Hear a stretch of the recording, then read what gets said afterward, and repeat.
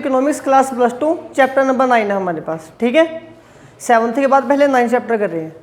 इस टॉपिक में हमारे पास कुछ टॉपिक आएंगे, इसकी जो इंट्रोडक्शन है वो हमने 7th चैप्टर की स्टार्टिंग में भी कवर की थी, ठीक है। देखिए बुक में सबसे पहले आपको बोला, यहाँ पे 2 वर्ड लिखे हुए हैं आपके लिए। सबसे पहला वर्ड आपके पास full employment equilibrium, full employment equilibrium, और एक है अंडर एम्प्लॉयमेंट इक्विलिब्रियम। पहले हमें इन दोनों का मीनिंग समझना है कि इन दोनों का हमारे पास मीनिंग है जो बेसिकली वो क्या बन के आएगा, ठीक है। अगर हम वो मीनिंग समझने की कोशिश करें उसमें ध्यान से देखिए। फुल एम्प्लॉयमेंट, इस बुक में इक्विलिब्रियम का मीनिंग हमने क्या लर्न करना है, जब जब हम ये बुक पढ़ेंगे मैक्रो इकोनॉमिक्स में इक्विलिब्रियम का मीनिंग हमारे पास आएगा AD = AS, ठीक है। इक्विलिब्रियम का मीनिंग हमने क्या बोलना है, AD = AS। Now what do mean bye AD = AS? AD = AS का मतलब ये है कि हमारी एग्रीगेट डिमांड मार्केट में जितनी है उतनी ही हम एग्रीगेट सप्लाई कर पा रहे हैं, ठीक है। बहुत अच्छी प्रैक्टिकल एग्जांपल के साथ आपको समझा रहा हूँ। मान लो मेरे पास ये एक कोचिंग सेंटर है और यहाँ पे 20 चेयर्स हैं या 20 बेंच है, 20 स्टूडेंट ही बैठ सकते हैं यहाँ पे, ठीक है। 20 से ज़्यादा नहीं बैठ सकते। और मेरे इस ग्रुप में 20 स्टूडेंट 20 के 20 आ रहे हैं, तो मार्केट में जितने स्टूडेंट की मेरे लिए डिमांड है मैं उतनों को सप्लाई कर रहा हूँ, उतनों को एजुकेशन दे पा रहा हूँ, ठीक है। और इसके बिना अगर कोई और स्टूडेंट आगे पढ़ना चाहेगा तो उसके बैठने के लिए यहाँ पे जगह नहीं है, समझ गए। मतलब कि मैं अपनी प्रोडक्शन कैपेसिटी को इंक्रीज नहीं कर सकता। एक और इससे भी अच्छी एग्जांपल दे रहा हूँ अगर उससे क्लियर हो। आपकी शर्ट बनाने की एक फैक्ट्री है, आपकी फैक्ट्री में 2 मशीनें और 4 लेबरर हैं, ठीक है। एक मशीन पे बस 2 बंदे ही काम कर सकते हैं, तीसरे का कोई काम नहीं है। अगर तीसरे को लगाओगे तो वो फालतू का होगा। और एक मशीन एक दिन में 50 शर्टें बना सकती है, तो 2 मशीनें एक दिन में कितनी शर्टें बनाएंगी, 100 शर्टें बनाएंगी। आप 100 शर्टें बना भी रहे हो क्योंकि आपकी 100 की 100 बिक रही हैं। अभी अब अगर आपको ऑर्डर आएगा कि 150 शर्ट चाहिए, आप 150 नहीं बना सकते क्योंकि आपके पास जितनी लेबर है, जितनी मशीन है, वो सभी ऑलरेडी काम पे है, मतलब कि वो फुल एम्प्लॉयड है।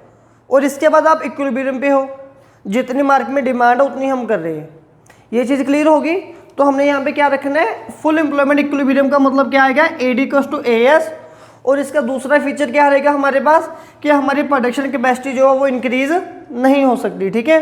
तो इसीलिए जब हमने इसका मीनिंग लिखना है तो मैं यहाँ पे 2 की पॉइंट बना के लिख देता हूँ इसके आंसर में।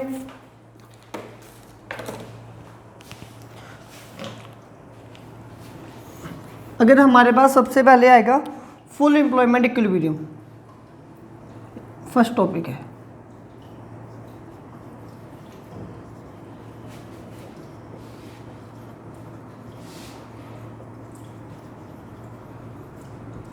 ठीक है, तो इसकी 2 कंडीशन है हमारे पास। पहली कंडीशन क्या है कि हमारे पास AD = AS रहेगा। ये AD = AS कहाँ से आया है, इक्विलिब्रियम से आया है। AD = AS हमारे पास कहाँ से, इक्विलिब्रियम से आया। फिर आपने फुल एम्प्लॉयमेंट का मीनिंग यहाँ पे लिखना है कि हम हमारी प्रोडक्शन कैपेसिटी को इंक्रीज नहीं कर सकते। जितने हमारे पास रिसोर्सेज थे, जितने हमारे पास एम्प्लॉयड थे, वो सभी काम कर रहे हैं, ठीक है। मतलब कि प्रोडक्शन कैपेसिटी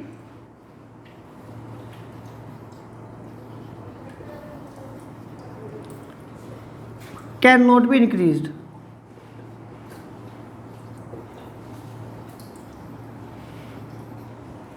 सही है। दूसरा हमारे पास आता है अंडर एम्प्लॉयमेंट इक्विलिब्रियम।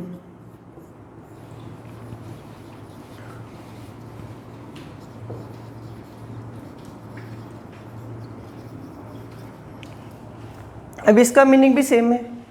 इक्विलिब्रियम का मीनिंग तो जो मैंने पहले बोला कि यहाँ पे तो आपने वही लिखना है, इक्विलिब्रियम मीन से AD = AS।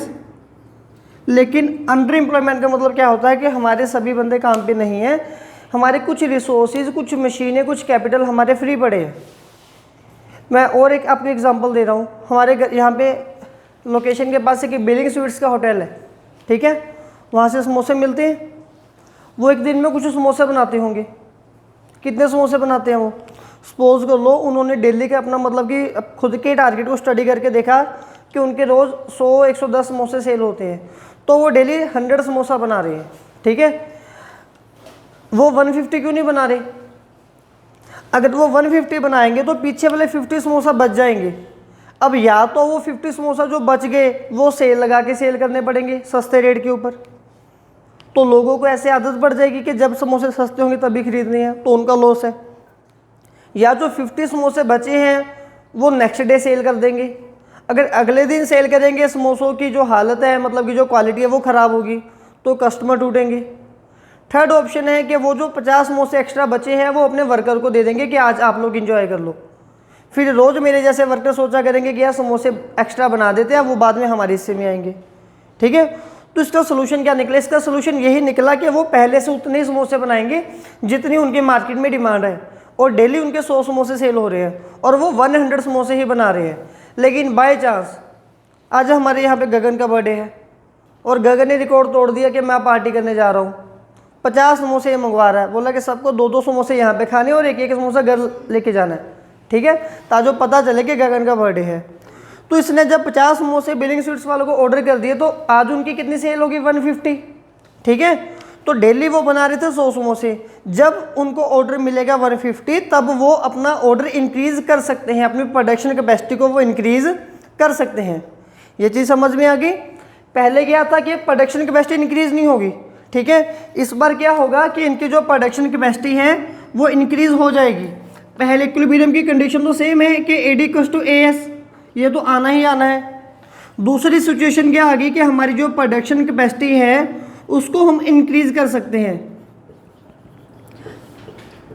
लेकिन यहाँ पे एक कॉमन सेंस ये है कि अगर 150 समोसे वो पहले से क्यों नहीं बना रहे, तो इसमें कॉमन सेंस ये भी है कि वो मैं पहले 3 सिचुएशन बता चुका हूँ कि अगर वो एक्स्ट्रा रोज बनाएंगे तो उनका लॉस है, तो जिस दिन ऑर्डर है उसी दिन बनाएंगे।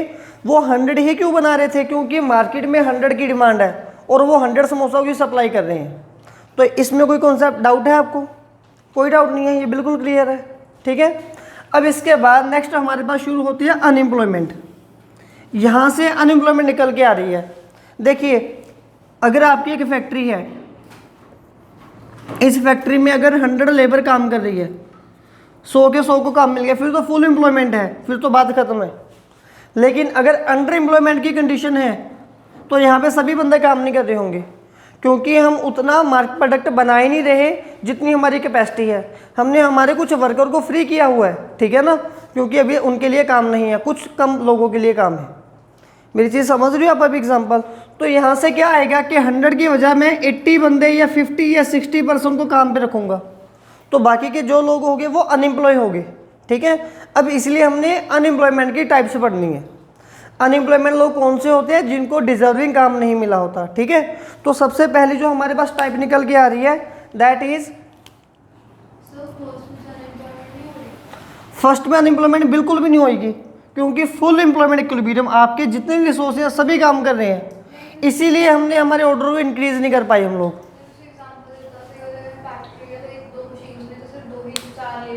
यस,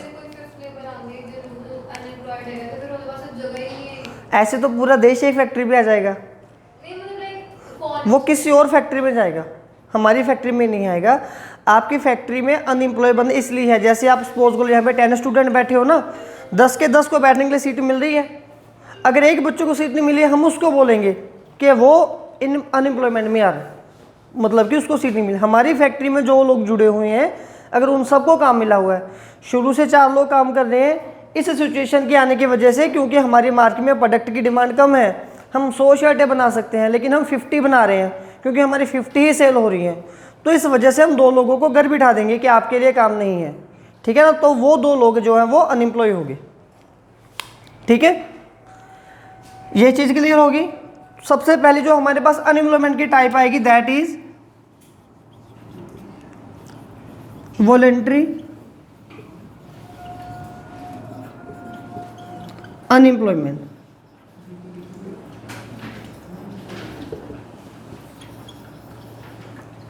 देखिए, एक है वॉलेंट्री अनएम्प्लॉयमेंट, एक है इनवॉलेंट्री अनएम्प्लॉयमेंट। अब इसके लिए भी मैं आपको एक एग्जांपल दूंगा, वो मेरे ऊपर ही अप्लाई है, वो समझ लेना। ठीक है, उसको डेली लाइफ में अपने प्रैक्टिकल नहीं लेना। ठीक है, सिर्फ यहाँ पे समझाने के लिए मैं बोल रहा हूँ।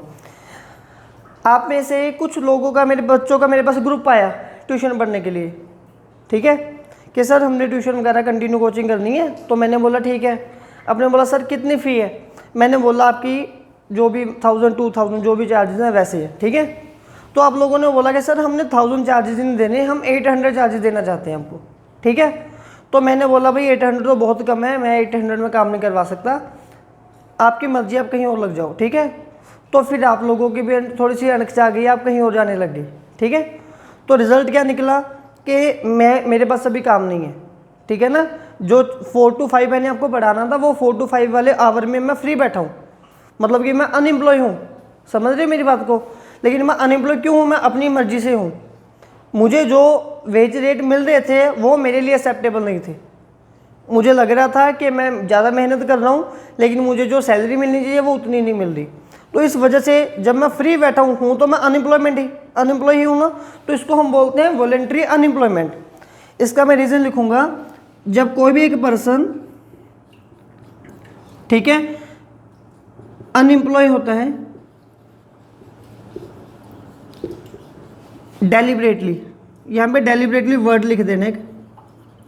डेलिबरेटली का मतलब क्या होता है कि अपनी मर्जी से, ठीक है, ये ज़रूरी लिखना है।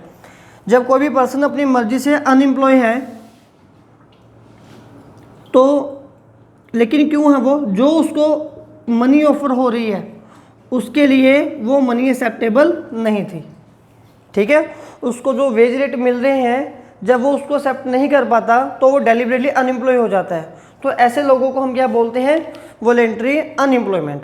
ये एग्जांपल क्लियर होगी, ठीक है। अब थोड़ा नेक्स्ट में इसको अप्लाई नहीं करना, ठीक है, मैंने जैसे बोला था आपको। 4th पॉइंट हमारे पास आ रहा है इनवॉलंटरी।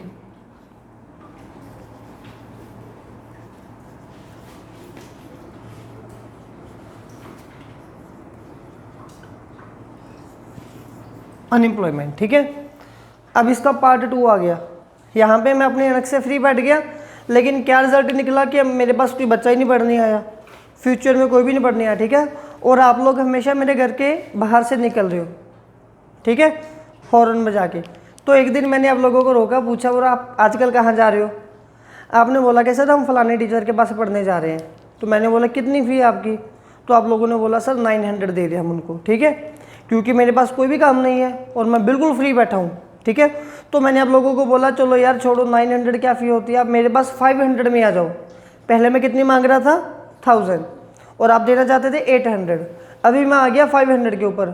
लेकिन आप लोग अभी बोले नहीं सर हमने तो वहीं पे पढ़ना है, हमारी वहीं पे सेटिंग है, हमें वहीं पे अच्छा लग रहा है, हमें पैसों की कोई टेंशन नहीं है। मतलब कि अब सिचुएशन क्या आ गई? अब सिचुएशन ये है कि मैं किसी भी रेट के ऊपर काम करने के लिए रेडी हूँ, कोई भी काम करने के लिए रेडी हूँ, लेकिन मुझे फिर भी काम नहीं मिल रहा, ठीक है।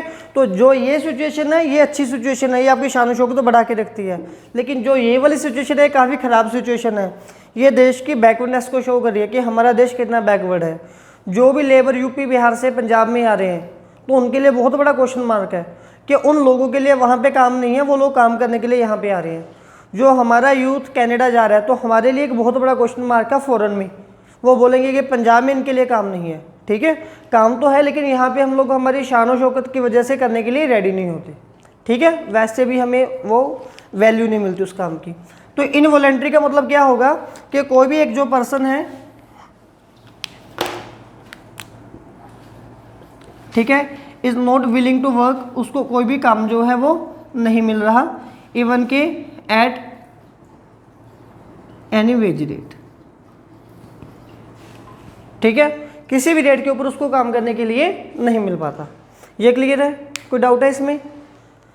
सबसे पहले हमने पढ़ा फुल एम्प्लॉयमेंट इक्विलिब्रियम, उसकी सिचुएशन क्या थी? यहाँ पे देखिए, full employment equilibrium. Full employment मतलब कि सभी लोग काम पे हैं, इक्विलिब्रियम मतलब कि AD इक्वल्स टू AS। तो AD इक्वल्स टू AS पहली कंडीशन है। दूसरी कंडीशन है प्रोडक्शन कैपेसिटी को इंक्रीज नहीं किया जा सकता। अंडर एम्प्लॉयमेंट इक्विलिब्रियम का मतलब क्या था कि AD equals to AS equilibrium से उठाया हमने। अंडर एम्प्लॉयमेंट कि हमारे सभी हम हमारी प्रोडक्शन कैपेसिटी को इंक्रीज कर सकते हैं क्योंकि अभी हमारे कुछ रिसोर्सेज अनयूज्ड हैं, वो भी रेस्ट पे हैं, हम जब उनको यूज़ पे लेके आएंगे तो हमारी प्रोडक्शन बढ़ेगी। फिर यहाँ से कुछ अनएम्प्लॉयमेंट टाइप का जन्म होता है। तो सबसे पहले अनएम्प्लॉयमेंट है वॉलंटरी अनएम्प्लॉयमेंट। वॉलंटरी अनएम्प्लॉयमेंट में क्या होता है? जब कोई बंदा अपनी मर्जी से फ्री बैठा होता है, उसका फ्री बैठने का रीज़न ये है कि उसको जो वेज रेट मिल रहे हैं, ऑफर हो रहे हैं, वो उनसे उसको एक्सेप्ट नहीं कर रहा, वो उससे सेटिस्फाइड नहीं है। ठीक है। इनवॉलंटरी अनएम्प्लॉयमेंट में क्या आता है? इनवॉलंटरी अनवॉलंटरी, इन हो गया है ना, IN। हाँ जी। इसमें क्या होता है कि कोई भी एक बंदे को काम ही नहीं मिलता, हमारी इकोनॉमी में काम एग्जिस्ट ही नहीं कर रहा, वो बोलता चाहे किसी भी डेट पे आप मुझे बुला लो। क्लियर है ये, समझ गए? जब कभी आपने एक लेबर का अड्डा बना होता है हर एक शहर में, हमारे यहाँ पे शीतला माता मंदिर के पास है, ठीक है, गोविंदगढ़ में बस स्टैंड के पास है, वहाँ पे जाना, वहाँ पे सुबह कम से कम 100-150 लेबर खड़ी होती है, ठीक है, वर्कर जो लेबर दिहाड़ी करने वाले होते हैं।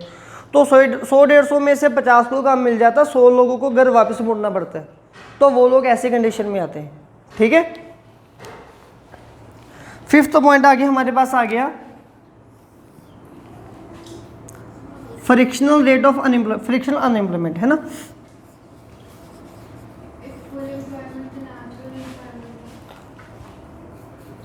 एक आपके पास एक क्वेश्चन आएगा, full employment doesn't employ zero unemployment, ये इसके बाद ही है ना, बॉक्स में होगा ये।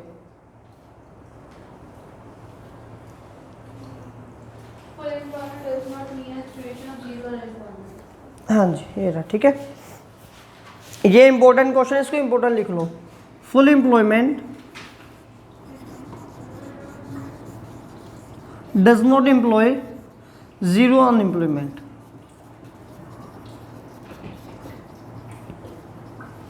पहले हम फुल एम्प्लॉयमेंट का मीनिंग समझ लें। ठीक है, कभी कभार हमें इसकी डेफिनेशन नहीं क्लियर होती अनएम्प्लॉयमेंट और एम्प्लॉयमेंट की। ठीक है, आप मुझे बताइए कि अगर मैं आप लोगों को पढ़ा रहा हूँ, ठीक है, मैं एम्प्लॉयड हूँ या मैं अनएम्प्लॉयड हूँ? एम्प्लॉयड हूँ। ठीक है, क्या मैं वाकई में एम्प्लॉयड हूँ? मान लो मैंने काफ़ी सारी स्टडी की है, 25-26 की एज तक मैंने स्टडी की है, हायर एजुकेशन की है, और इतनी स्टडी करने के बाद मैं कितने पैसे कमा रहा हूँ? ओनली 20,000। तो अगर मैंने 20,000 रुपये ही कमाने थे तो मैं 8th क्लास के बाद किसी मैकेनिक की दुकान पे लग जाता, कोई बाइक वगैरह रिपेयर करने, या कोई बिजली का काम सीख लेना था मैंने। ठीक है, तो 8th क्लास में 2 साल लगने थे मुझे, 10th + 1 तक 3 साल में काफ़ी अच्छे से काम सीख लेना था मैंने। और उसके बाद अगर मैं काम करना शुरू करता तो 50-50 हज़ार पर मंथ मैं आसानी से कमा लेता। ठीक है, लेकिन मुझे शौक था पढ़ाई करने का, 26 साल की उम्र तक मैंने स्टडी की, अब उसके बाद मैं सिर्फ 20,000 कमा रहा हूँ। तो देखने में मैं आपको एम्प्लॉय लग रहा हूँ, लेकिन मैं वाकई में अनएम्प्लॉयमेंट हूँ।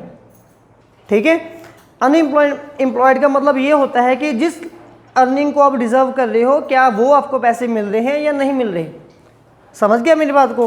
तो जो मेरे पास आ रहा है वो ये रेट आ रहा है कि मैं बोलूँ कि किसी भी रेट के ऊपर काम मिल जाए, इसीलिए मैं कम रेट के ऊपर 20,000 से सेटिस्फाइड हूँ।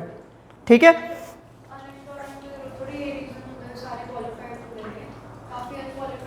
अनएम्प्लॉयमेंट का मतलब बस आपने ये रखना है कि अगर आप अपनी डिजर्विंग अमाउंट को आप अर्न नहीं कर पा रहे हो तो आप लोग अनएम्प्लॉयड हो। जितने अमाउंट को अगर आप डिजर्व कर रहे हो, अगर आपको उतने पैसे नहीं मिल पा रहे तो आप लोग अनएम्प्लॉयड हो। ठीक है, अभी आप लोग स्टूडेंट हो, क्योंकि हम पंजाब में रह रहे हैं तो आपको लग रहा है कि आप लोग स्टूडेंट हो। जब आप फॉरेन में जाओगे, ठीक है, 1-2 साल के फ़र्क है, तो वहाँ पे जब आपको काम नहीं मिलेगा तो आप लोग बोलोगे कि हम लोग अनएम्प्लॉयड हैं, क्योंकि हमें दिख नहीं रहा कि हम लोग काम कर सकते हैं। ठीक है, तो नेक्स्ट पॉइंट हमारे पास क्वेश्चन क्या था कि फुल एम्प्लॉयमेंट। अभी मान लो कि मैंने यहाँ पे सब लोगों को काम दे दिया, आप भी 20-20 हज़ार रुपये कमा रहे हो, मैं भी 20 हज़ार रुपये कमा रहा हूँ, तो मेरे माइंड में कहीं ना कहीं क्वेश्चन आ गया, यार ये तो मेरे स्टूडेंट है, ये मेरे बराबर की अर्निंग कर रहे हैं, अगर इनकी 20,000 अर्निंग है तो मेरी तो कम से कम 50,000 होनी चाहिए थी। या फिर दूसरा सवाल, मैं आपसे ये बात पूछ रहा हूँ, किसी भी देश में आज तक ऐसी सिचुएशन बनी ही नहीं है कि जहाँ पे हर जगह पे फुल एम्प्लॉयमेंट हो। ठीक है, कैसे? अगर एक क्लास चल रही है, क्लास में 30 स्टूडेंट बैठे हैं, मैंने 30 स्टूडेंट को बुक ओपन करवा के दे दी कि इन क्वेश्चन को रीड करो, क्या 30 के 30 बच्चे स्टूडेंट वो क्वेश्चन रीड करेंगे? 1-2 बीच में ऐसे होंगे ही होंगे जो नहीं पढ़ाई करेंगे। तो ऐसे ही जब हमारी गवर्नमेंट अगर सब लोगों को काम दे भी देगी ना, फिर भी 1-2 लोग ऐसे होंगे जो बोलेंगे मैंने सोना है, मैंने आराम करना है, मैंने काम नहीं करना, मेरा पेट दर्द हो रहा है, मेरी टांग दुख रही है, मैं ठीक ही नहीं हूँ, मेरा सर घूम रहा है। ठीक है, तो मतलब कि जब तक ये दुनिया चल रही है, ऐसा किसी भी देश में कभी भी कुछ पॉसिबल हो ही नहीं पाएगा कि फुल एम्प्लॉयमेंट की कंडीशन आ जाए। अगर कहीं पे भी फुल एम्प्लॉयमेंट है तो कुछ ना कुछ डिग्री कुछ ना कुछ डिग्री अनएम्प्लॉयमेंट की होगी। कुछ लोगों को डिजर्विंग अमाउंट मिल रहा होगा या कुछ लोग वैसे ही बहाने बना के काम पे नहीं लगे होंगे। ये चीज़ क्लियर है आपको? तो ये इंपॉर्टेंट क्वेश्चन है, इसको रीड भी करना बुकिश लैंग्वेज में क्या लिखा हुआ है, ठीक है। नेक्स्ट हमारे पास टॉपिक आ रहा है फ्रिक्शनल अनएम्प्लॉयमेंट।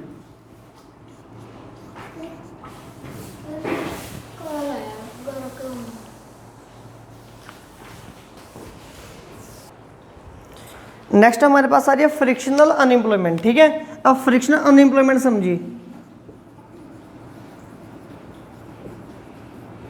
देखिए जब हम लोग कोई काम नहीं कर रहे होते उसके पीछे कोई ना कोई रीज़न होता है, ठीक है। आपके बुक में काफ़ी सारी रीज़न लिखे हुए हैं, वो रीज़न बोल दो, मैं एक्सप्लेन करता हूँ, ठीक है। हाईलाइट किए हुए हैं, बोलना first reason lack of information. अब इस पॉइंट को पहले मैं एक्सप्लेन कर देता हूँ, ठीक है। सपोज कर लो मेरे पास किसी भी स्कूल कॉलेज में टीच करने के लिए जॉब नहीं है, ठीक है, और मैं किसी स्कूल में ट्राई भी नहीं कर रहा हूँ। मुझे लग रहा है कि लॉकडाउन चल रहा है इसीलिए किसी भी स्कूल में वैकेंसी नहीं है और मैं अपने घर में फ्री बैठा हूँ, तो मतलब कि मैं अनएम्प्लॉय हूँ, ठीक है। लेकिन मेरे घर के पास ही एक स्कूल है, 2-3 स्कूल है, वहाँ पे मैथ्स टीचर, इकोनॉमिक्स टीचर की ज़रूरत है, ठीक है, और मुझे पता ही नहीं। जब मैं वहाँ पे अप्लाई किया मैंने तभी मुझे वहाँ पे जॉब मिल गई। तो जो प्रीवियस मंथ मैंने फ्री बैठ के निकाल दी, उन्होंने बोला हम तो 2-3 महीने से टीचर ढूंढ रहे हैं। तो मतलब कि जो मैं अनएम्प्लॉयमेंट था, मैं किस वजह से था? लैक ऑफ इन्फॉर्मेशन की वजह से था, ठीक है। नेक्स्ट पॉइंट बोलना, शॉर्टेज ऑफ पावर।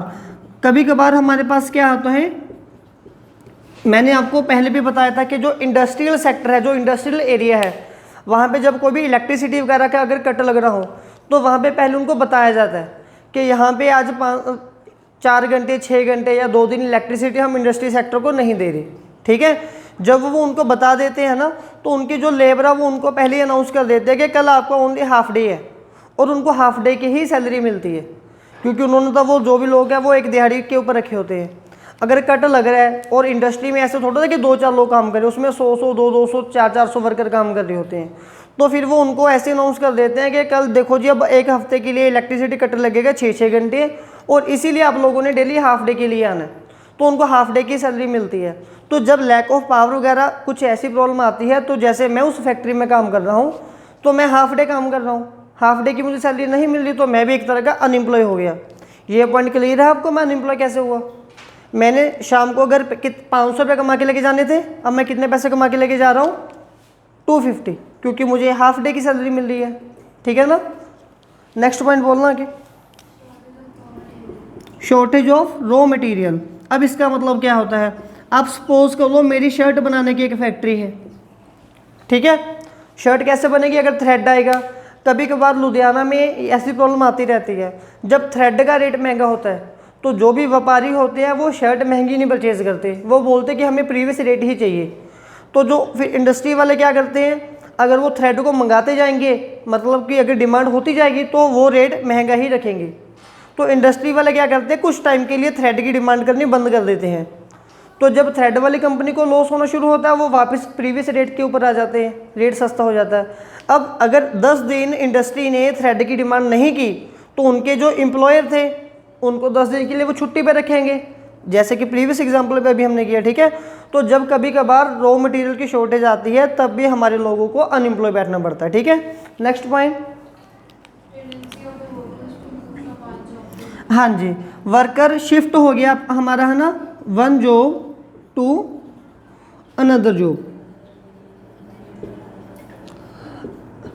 मैं जिस शहर में रह रहा हूँ, इस शहर में कुछ लोग मुझे जानते हैं कि मेरा काम क्या है, ठीक है। यहाँ पे समझिए, जैसे मैं टीचर हूँ, तो जो भी मैं सेशन स्टार्ट कर रहा हूँ, मेरे पास कम से कम 40-50 बच्चे आएंगे हर साल सेशन की स्टार्टिंग में, ठीक है। ये एंडिंग तक 40-50 बच्चे रहेंगे, क्योंकि इस शहर में मैं रह रहा हूँ, इस शहर के लोग मुझे जानते हैं।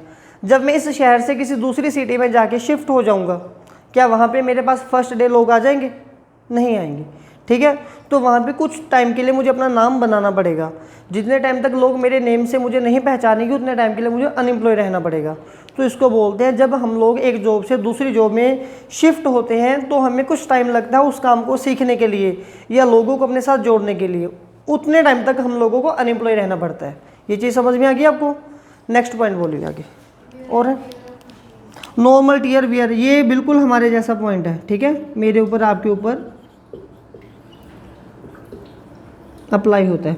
नॉर्मल टियर वियर का मतलब होता है रोज के रोने धोने, ठीक है। मैंने आज आपको छुट्टी कर दी, मैंने जाना है, कल मैंने छुट्टी कर दी, मेरी आम दुख रही है, आपने छुट्टी कर ली, पिछले टीचर ने लेट भेजा है, फिर छुट्टी कर ली आपने कि मैं सो रहा था, फिर छुट्टी कर ली मुझे टेस्ट नहीं आ रहा। तो मतलब कि ये जो नॉर्मल टियर वियर, ये जो डेली के एक्सक्यूजेज हमारे चलते रहते हैं, है ना, ये तो हमारी लाइफ में है। इंडस्ट्री में भी ऐसे एक्सक्यूजेज चलते रहते हैं। मान लो कि 200 बंदे फैक्ट्री पे बैठे हैं, एक बहुत सारी बड़ी मशीन है, उन्होंने उस मशीन से काम करना है। अब वो मशीन ख़राब होगी, 2-3 दिन लगेंगे ठीक होने के लिए, इंजीनियर आएंगे ठीक करेंगे। तो जो फैक्ट्री का ओनर है बोलेगा कल आप सबको छुट्टी है जी, छुट्टी है मतलब कि उनको सैलरी नहीं मिलेगी एक दिन की, ठीक है। तो नॉर्मल टियर वियर की वजह से वो लोग अनएम्प्लॉय हो गए, ठीक है। तो फैक्ट्रीज में रोज के रोने धोने ऐसे चलते रहते हैं जिस वजह से लोग अनएम्प्लॉय होते रहते हैं, ठीक है। तो ये कुछ रीज़न थे, मेन रीज़न, इसको हम बोलते हैं फ्रिक्शनल अनएम्प्लॉयमेंट, ठीक है। नेक्स्ट अनएम्प्लॉयमेंट देखिए हमारे पास है स्ट्रक्चरल अनएम्प्लॉयमेंट।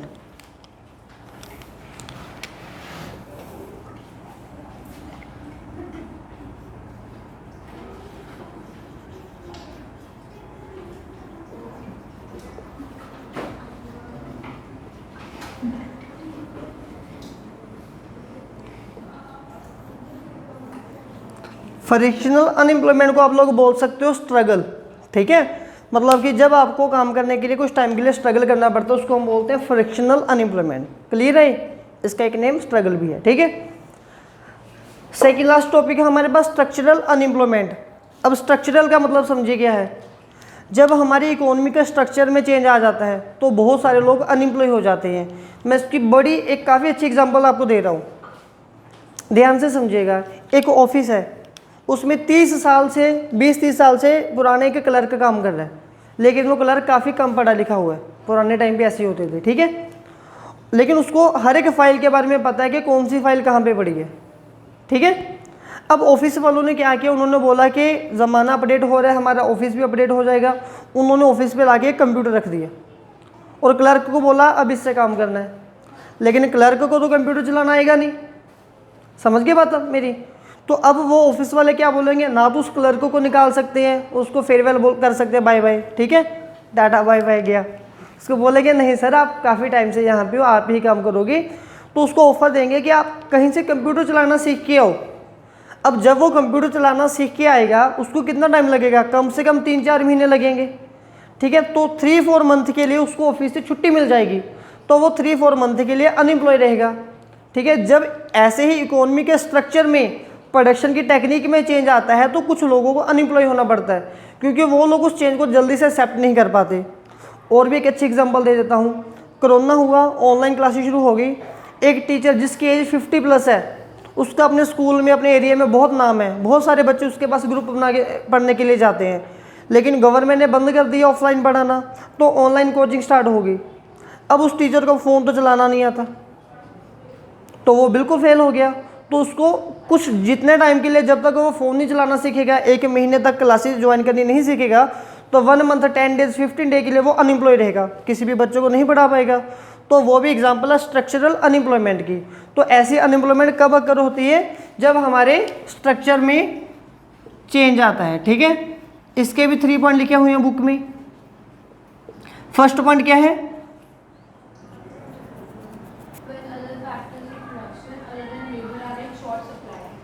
जब हमारे पास शॉर्टेज ऑफ लेबर सप्लाई हो, ठीक है। नेक्स्ट पॉइंट, हाँ बस जब लेबर हमारे पास lack of experience, lack of expertise है, ठीक है ना, उसके पास अभी तजर्बा नहीं है, जो न्यू टेक्निक आई उस हिसाब से काम करने के लिए, या फिर change in technique, production technique. जब हमारे पास प्रोडक्शन टेक्निक चेंज हो जाती है तब भी लोग जो हैं वो अनएम्प्लॉय रहते हैं। ये सही है, ठीक है।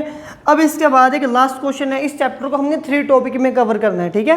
ये फर्स्ट टॉपिक था हमारा आज का। लास्ट टॉपिक है हमारे पास, what do mean by natural rate of unemployment.